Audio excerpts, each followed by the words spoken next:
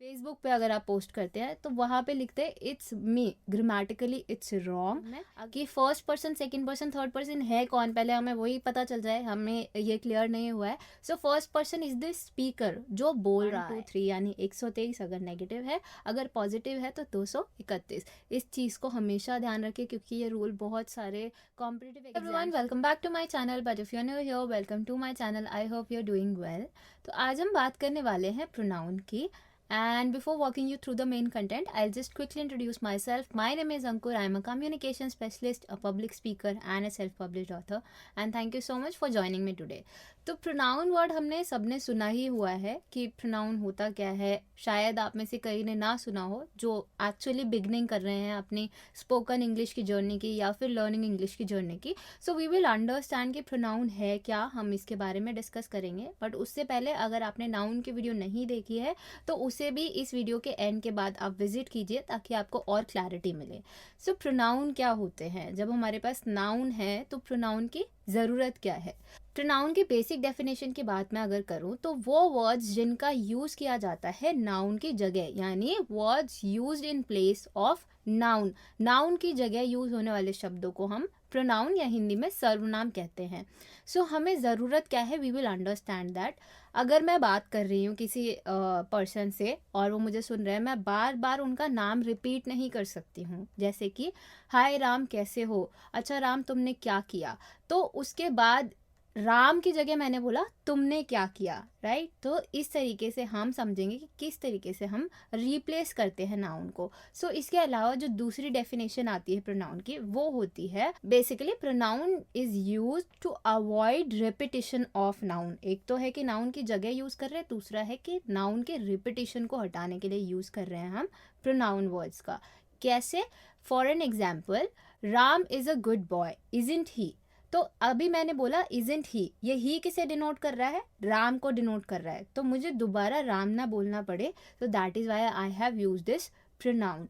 Next example हम देख सकते हैं, sugar is sweet when sugar is tested. तो ऑब्वियसली ये थोड़ा ऑकवर्ड लग रहा है क्योंकि हम यहाँ पे दोबारा व्हेन इट इज टेस्टेड, यानी इट जो है वो शुगर को रिप्रेजेंट कर रहा है। So I hope you guys are clear कि हम ही किसके लिए यूज़ करते हैं, शी किसके लिए यूज़ करते हैं। ही यूज़ होता है जो मेल होते हैं उनके लिए, जिस भी मेल का नाम आ रहा है उसकी रिपीटिशन को हटाने के लिए you can use he. She का यूज़ किया जाता है जब किसी फीमेल का नाम आता है उसकी रिपीटिशन को हटाने के लिए, तब आप बोल सकते हैं शी। इट यूज़ किया जाता है बेसिकली एनिमल्स और नॉन लिविंग थिंग्स के लिए। सो आप इट का यूज़ तब करते हैं। एंड दे का यूज़ हम कब करते हैं, जब बहुत सारे ग्रुप ऑफ पीपल की बात हो रही होती है। और जब हमें बोलना है हम, यानी मैं और मेरे साथ में कोई और, तो हम यूज़ करते हैं वी का। सो ये मेन 5 है जिन्हें आपको ध्यान रखना है। इसके अलावा जो एक लास्ट बचता है वो होता है यू। जब आपको बोलना है तुम तो आप उसकी जगह पे यूज़ करते हैं यू वर्ड का। सो अभी आपको जैसा पता चला he, she, it, I, we और यू, दे, ये पर्सनल प्रोनाउन की कैटेगरी में आते हैं। But before that we will understand कि इसके टाइप्स कितने होते हैं एंड वन बाय वन हम उन सभी को वीडियो में कवर करेंगे।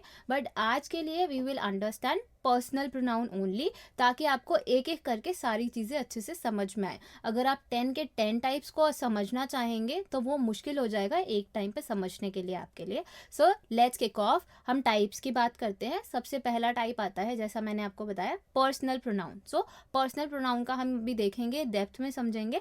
But before that our second category is possessive pronoun. Possessive pronoun. The third one is demonstrative. Demonstrative pronoun. उसके बाद आता है हमारा distributive pronoun. Distributive pronoun. And then fifth one is reciprocal pronoun. Reciprocal pronoun.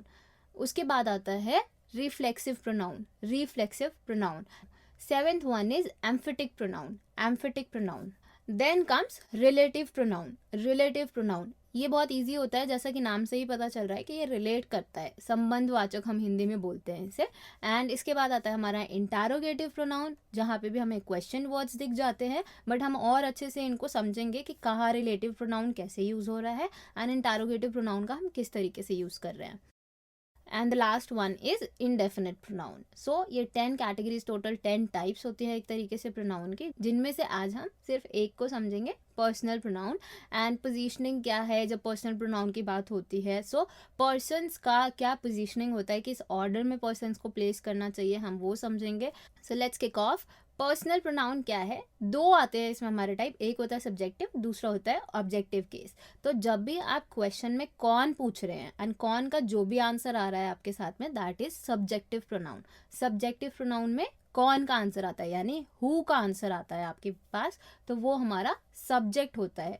हम बहुत सुनते हैं कि ये सब्जेक्ट है, ये ऑब्जेक्ट है. तो आज आपको एकदम क्लियर हो जाएगा कि सब्जेक्ट क्या होता है और ऑब्जेक्ट क्या होता है. सब्जेक्टिव केस में जब आप पूछ रहे हैं कौन या किसने, तो आपके पास आंसर आ रहा है सब्जेक्ट का. वाइल ऑब्जेक्टिव केस की अगर मैं बात करूँ, तो ऑब्जेक्टिव केस में आप जब भी किसे या फिर किसको क्वेश्चन पूछ रहे हैं, तो आपके पास जो आंसर आ रहा है वो आपका ऑब्जेक्ट होता है. सो सब्जेक्ट्स कौन कौन से होते हैं वो समझते हैं. एज अ सब्जेक्ट जो हमारे पास प्रोनाउन काम करते हैं वो हैं he, she, it, you, they, I and we. Again I am repeating, I, we, you, they, he, she, it. तो ये हमारे प्रोनाउंस हैं जो कि आपका सब्जेक्टिव केस में काम करते हैं, क्योंकि ये हमेशा कौन का आंसर देंगे एंड उससे आपको पता चल जाएगा कि उस सेंटेंस में सब्जेक्ट कौन है. Now we will talk about कि एज एन ऑब्जेक्ट कौन से वर्ड्स हमारे काम करते हैं. तो वो हैं him, her, it, you, them, me, us. Again him, her, it, you, them, me, us. तो ये वर्ड्स जो है हमारे, ये हमारे एज एन ऑब्जेक्ट काम करते हैं. फॉर एन एग्जाम्पल, आपके सामने स्क्रीन पे शो हो रहा होगा शी लाइक्स हिम. तो अब मैं इसमें पूछूं कि कौन पसंद करता है, तो हमारे पास आंसर आएगा शी, यानी that is the subject. And अगर मैं पूछती हूँ किसे पसंद करते हैं, तो आंसर आएगा हिम, तो वो क्या होगा, हमारा ऑब्जेक्ट होगा. हमेशा ध्यान रखिएगा कि ऑब्जेक्ट के कई कई बार ऑब्जेक्ट के केस में हमें दे दिया जाता है ही, शी, इट लगा के, बट जब भी आपको किसे का आंसर मिल रहा है तो ही वो ऑब्जेक्ट होगा, और जब कौन का आंसर मिल रहा है तो वो हमारा सब्जेक्ट होगा. जैसे कि मैंने बहुत कॉमनली नोटिस किया है, लोग स्टोरीज डालते हैं व्हाट्सएप पे, या फिर इंस्टा पे फ़ोटो डालते हैं, या फिर फेसबुक पे अगर आप पोस्ट करते हैं, तो वहाँ पे लिखते हैं it's me. Grammatically it's wrong. आप पूछ रहे हैं कि ये कौन है, मतलब ये फ़ोटो देख के आप बता रहे हैं कि ये कौन है, आप बोल रहे हैं इट्स मी. होना चाहिए इट्स आई, कि ये मैं हूँ, क्योंकि हम कौन पूछ रहे हैं और कौन किसका आंसर देता है, सब्जेक्ट का आंसर देता है, तो इसलिए वहाँ पे आई होना चाहिए, ना कि me. This is a very common mistake जो जनरली हम देखते हैं. सो आगे से पोस्ट करने से पहले इट्स मी नहीं इट्स आई होगा, या फिर आप दूसरे कैप्शंस के बारे में सोच सकते हैं. दूसरा एग्जाम्पल देखते हैं, आई लव यू. तो यहाँ पे हम, ये बहुत कॉमन है एंड एवरीबडी कैन रिलेट, इसलिए मैंने ये एग्जाम्पल लिया है. सो यहाँ पे सब्जेक्ट कौन है, मैंने पूछा कौन प्यार करता है, तो क्या आंसर आ रहा है, मैं, दैट इज आई. एंड किसे प्यार करता है, तो आंसर आ रहा है यू, तो वो हमारा ऑब्जेक्ट होगा and I is playing the role of subject here. So I hope कि आपको सब्जेक्ट और ऑब्जेक्ट पहचानने में अब कन्फ्यूजन नहीं होगी. आप सिंपली ट्रांसलेट कर सकते हैं, कौन और किसे में आंसर देख सकते हैं. अगर कौन का आंसर मिल रहा है तो वो आपका सब्जेक्ट है, अगर किसे में आंसर मिल रहा है तो वो आपका ऑब्जेक्ट है. इस चीज़ को आप हमेशा ध्यान रखिएगा. Let's understand some other examples, जिससे कि आपका ये क्लियर हो जाए और आपकी और अच्छे से प्रैक्टिस हो जाए. तो आपके स्क्रीन पे सेंटेंसेस शो होंगे. Try to understand, try to check कि इनमें से कौन सा मेरा सब्जेक्ट है एंड कौन सा ऑब्जेक्ट है. उसके बाद मैं आपको आंसर बताऊंगी, जिससे आप क्रॉस चेक कर सकते हैं कि आपका आंसर सही है या नहीं. So he runs faster than I. तो यहाँ पे सब्जेक्ट कौन सा है एंड ऑब्जेक्ट कौन सा है, ये आपको मुझे बताना है. द नेक्स्ट सेंटेंस इज, इसमें आपको मुझे एरर बताना है. आप एरर चेक करके बताएंगे कि यहाँ पे क्या होना चाहिए था, क्या गलत इंसर्टेड है यहाँ पे. So the question is, he is not so good as her. He is not so good as her. तो आपका यहाँ पे क्या आंसर आया, क्या होना चाहिए आंसर, यहाँ पे हर नहीं होना चाहिए, यहाँ पे शी होना चाहिए answer. The next one is, my friend helped I when me was in danger. तो यहाँ पे आप मुझे बताइए कि सब्जेक्ट ऑब्जेक्ट कौन सा है एंड क्या गड़बड़ है जो कि चेंज करना चाहिए हमें. The answer is my friend helped me. I नहीं आएगा क्योंकि that is playing the role of object, कि मेरी फ्रेंड ने, किसने मदद की, मेरी फ्रेंड ने, तो शी इज द सब्जेक्ट. और किसकी मदद की, तो मेरी मदद की, तो वहाँ पे मी आएगा, ना कि आई आएगा, क्योंकि आई हमेशा सब्जेक्ट का रोल प्ले करता है, सब्जेक्टिव केस में आता है, राइट। सो इसलिए me is the correct answer है, और करेक्शन है जो कि आपका ऑब्जेक्ट का रोल प्ले कर रहा है। अब second part of the sentence को समझते हैं। When me was in danger, कौन डेंजर में था? अभी वहां पे मी खत्म हो गया है कि मेरी मदद की थी, बट अब यहाँ पे चेंज हो गया है क्वेश्चन। डेंजर में कौन था? मैं थी, तो दैट इज वाई आई आएगा यहाँ पे फिर से। सो ओवरऑल अगर मैं बोलूँ तो my friend help me when I was in danger. तो कुछ क्वेश्चंस मैं आपको दे रही हूँ, आप कमेंट करके हमें आंसर में बता सकते हैं कि इनके आंसर क्या होंगे। Being a rainy day I did not go out, being a rainy day I did not go out, while walking along the road my phone fell down, while walking along the road my phone fell down। तो यहाँ पे आपको errors बताने हैं कि क्या गलती है। यहाँ पे बेसिकली ओमिशन है, तो आपको इंसर्ट करना है कि कुछ इसमें से मिसिंग है और सेंटेंस इनकम्प्लीट है। You have to complete the sentence. Comment करके हमें बताइए कि इनके आंसर्स क्या होंगे। कुछ और क्वेश्चंस मैं पूछ लेती हूँ। He is junior to I, he is junior to I, she laughed at me, she laughed at me, being ill I did not go out, being ill I did not go out, being a rainy day I had to cancel all my meetings, being a rainy day I had to cancel all my meetings। Try कीजिए इनको pen down करके, आप paper पे note down करके फिर answer कर रहे हैं कमेंट बॉक्स में। एंड जो भी चीज़ें मैंने बताई है, अगर वो आज आप एक बार लिख के देख लेते हैं तो वो आपकी मेमोरी में कहीं ना कहीं चीज़ बैठ जाती है अच्छे से। अब हम पढ़ने वाले हैं पोजीशनिंग ऑफ पर्सन। यानी हमने सुना ही हुआ है कि फर्स्ट पर्सन होता है, सेकंड पर्सन होता है और थर्ड पर्सन होता है। तो अब हम समझेंगे कि इनकी पोजीशनिंग कैसी होनी चाहिए। अगर सेंटेंस में तीनों की बात हुई है तो पहले फर्स्ट आएगा या सेकंड आएगा या थर्ड आएगा। चलिए समझते हैं। तो अगर किसी अच्छे काम की बात हो रही है या कोई पॉजिटिव सेंस में बात हो रही है तो वहाँ पे पहले हम समझेंगे कि पोजीशनिंग कैसे होगी। और दूसरा केस बनता है अगर नेगेटिव काम की बात हो रही है या फिर गलत चीज़ की बात हो रही है तो आप देखेंगे कि वहाँ पे आपकी पोजीशनिंग कैसे होगी।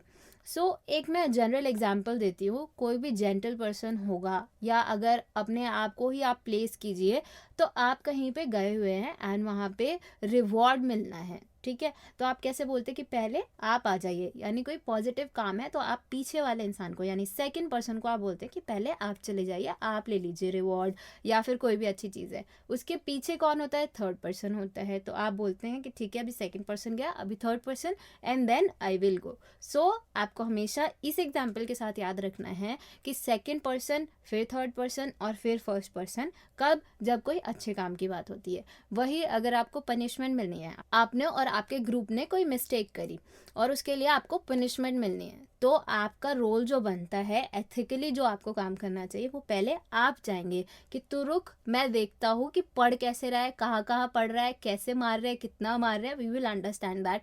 तो उसके बाद फिर तू जाना, तो क्या उस हिसाब से आप प्रिपेयर कर सकते हो खुद को। तो जब गलत चीज़ की बात आ रही है, पनिशमेंट की बात आ रही है या नेगेटिव चीज़ की बात आ रही है, तो हमेशा आप अपने आप को पहले रखेंगे। यानी फर्स्ट पर्सन पहले जाएगा, फिर आपके पीछे वाला जाएगा second person and then last person will go third person. तो इस तरीके से आपको हमेशा पोजीशनिंग ध्यान रखनी है। कोई अच्छा काम है तो आप पहले पीछे वाले बंदे को भेजते हैं, कोई गलत काम है तो पहले आप जाते हैं कि ठीक है मैं पनिशमेंट ले लेता हूँ, मैं देख लूँ कि कैसे पिटाई हो रही है भाई, फिर उस हिसाब से आप अपने आप को प्रिपेयर कर लेना, राइट। यही हमारा तरीका होता है। तो इस तरीके से आप बेसिकली याद रख सकते हैं कि 1 2 3 यानी 123 अगर नेगेटिव है, अगर पॉजिटिव है तो 231। इस चीज़ को हमेशा ध्यान रखें क्योंकि ये रूल बहुत सारे कॉम्पिटिटिव एग्जाम्स में भी काम आता है। एंड एसएससी है या अभी केवीएस, पीआरटी, पीजीटी, टीजीटी और DSSB के भी एग्ज़ाम चल रहे हैं, तो उस टाइम पे आपको ये सारी चीज़ें बहुत हेल्पफुल रहेंगी। कुछ एग्जाम्पल्स देख लेते हैं। You and he are playing cricket. तो यहाँ पे क्या हो रहा है कि क्रिकेट खेल रहे हैं, तो पॉजिटिव सेंस की बात है। यू एंड ही यानी सेकंड पर्सन पहले आया है और फिर he is the third person. Okay, so एक चीज़ और क्लियर कर देती हूँ मैं कि first person, second person, third person है कौन, पहले हमें वही पता चल जाए, हमें ये क्लियर नहीं हुआ है. So first person is the speaker जो बोल रहा है, second person is the listener जो सुन रहा है, एंड थर्ड पर्सन जिसके बारे में बात हो रही है. तो हमेशा इस चीज़ को ध्यान रखना है. फर्स्ट पर्सन होता है जैसे मैं भी बात कर रही हूँ, so I am talking right now, तो मैं हो गई स्पीकर और the first person, and you are listening to me. चाहे आप मुझे यूट्यूब के थ्रू ही लिसन कर रहे हैं या आप ऑनलाइन मोड से मुझे सुन रहे हैं, तो आप हो गए मेरे लिसनर. थर्ड पर्सन कौन हो गया? अगर मैं किसी और के बारे में बात करती हूँ तो वो हो गया हमारा third person. So first person में आई और वी आता है, एंड इसके ऑब्जेक्टिव, रिफ्लेक्सिव, पोजेसिव केसेस भी आते हैं. I, we, my, our, mine, ours, myself, ourself, me, us. तो ये केस है जो हमारा फर्स्ट पर्सन में आता है. इसकी टेबल आपको स्क्रीन पे शो हो रही होगी. सेकंड पर्सन जो होता है वो लिसनर होता है, एंड उसमें आता है यू, यानी तुम हो सुनने वाले, राइट, या आप हो सुनने वाले, तो यू होता है. अब यू के केसेस कौन से हैं? You, yours, your and your self. दोबारा यू के केसेस होते हैं your, yours and your self. इसके बाद आता है हमारा थर्ड पर्सन. थर्ड पर्सन में आता है ही, शी, इट और दे, कि हम किसकी बात कर सकते हैं? ही, शी, इट और दे की बात कर सकते हैं, इसलिए वो थर्ड पर्सन में आते हैं. एंड इनके केसेस हैं बेसिकली हिज, हिमसेल्फ और हिम, ही का केस है. शी का केस होता है हर, हर्स, हरसेल्फ और हर. ही के केस में ध्यान रखना है कि हिज ऑलरेडी है तो दोबारा एस लगा के हम इसका प्रोनाउन चेंज नहीं करेंगे. इट के केस में होता है इट्स, इटसेल्फ और इट. दे के केस में होता है their, theirs, themselves and them. तो आपको हमेशा ये चीज़ ध्यान रखनी है कि फर्स्ट पर्सन के केस कौन से हैं, सेकंड के केस कौन से हैं, एंड थर्ड के केस कौन से हैं, एंड इनकी पोजीशनिंग कैसी होगी. इसके लिए तो मैंने आपको स्टोरी भी बता दी, तो आप इस तरीके से इसको आसानी से अपने दिमाग में बैठा सकते हैं कि कोई भी अच्छा काम है तो हम पहले पीछे वाले को भेजते हैं, कोई गलत काम है तो उसके लिए हमें एथिकली खुद जाना चाहिए. तो इस तरीके से आपको याद रखना है 1 2 3 एंड 2 3 1. कुछ एग्जाम्पल्स देख लेते हैं ताकि ये टॉपिक और हमें अच्छे से समझ में आ जाए. अभी मैंने आपको जो एग्जांपल दिया था यू एंड ही, तो second person and third person वो एकदम सही है, उसमें कोई मिस्टेक नहीं है, कोई एरर नहीं है. I, you and he are playing cricket. I, you and he are playing cricket. तो ये कैसे होना चाहिए? यहाँ पे क्या चेंज करेंगे आप? सेकंड पर्सन पहले, क्योंकि क्रिकेट खेलने की बात आ रही है और इसमें कोई गलत तो है नहीं क्रिकेट खेलना, तो सेकंड पर्सन पहले आएगा, यानी कि यू आएगा, उसके बाद ही आएगा एंड देन आई आएगा. तो you, he and I R playing cricket. Next example is me and my husband were watching a movie last Sunday. कि मैं और मेरे husband last Sunday मूवी देख रहे थे. So पॉजिटिव काम में आप पहले husband को रखेंगे and then खुद आएंगे, यानी my husband and I were watching movie last Sunday. So यहाँ पे me नहीं आएगा, आई आएगा, क्योंकि क्वेश्चन में हमें किसका आंसर मिल रहा है? कौन का. कौन मूवी देख रहे थे? मैं और मेरे हस्बैंड. तो आप पहले बोलेंगे my husband and I were watching movie. So I hope कि आपको ये क्लियर है. मैं कुछ और सेंटेंसेस दे रही हूँ ताकि आप प्रैक्टिस कर पाएँ. सो स्क्रीन पे आपको शो हो रहा होगा. Rustam and my self saw the picture yesterday. I, he and you have done this work. You, I and your brother will be partners in business. Last one को बहुत ध्यान से करना है क्योंकि एक छोटी सी मिस्टेक से आपका पूरा आंसर गलत हो सकता है. अब हम मिलेंगे नेक्स्ट क्लास में दूसरे टॉपिक के साथ, बट प्रोनाउन का ही दूसरा टाइप पढ़ेंगे. आई होप ये वीडियो आपको पसंद आई हो, एंड अगर पसंद आई है तो इसे अपने फ्रेंड्स के साथ शेयर कीजिए, लाइक कीजिए, कमेंट करके हमें बताइए कि आपको किसी टॉपिक पे अगर डाउट है या फिर कोई पर्टिकुलर टॉपिक पे वीडियो चाहिए तो वो भी आप हमें बता सकते हैं. थैंक यू सो मच अभी तक बने रहने के लिए. मिलते हैं अगली वीडियो में. Till then take care.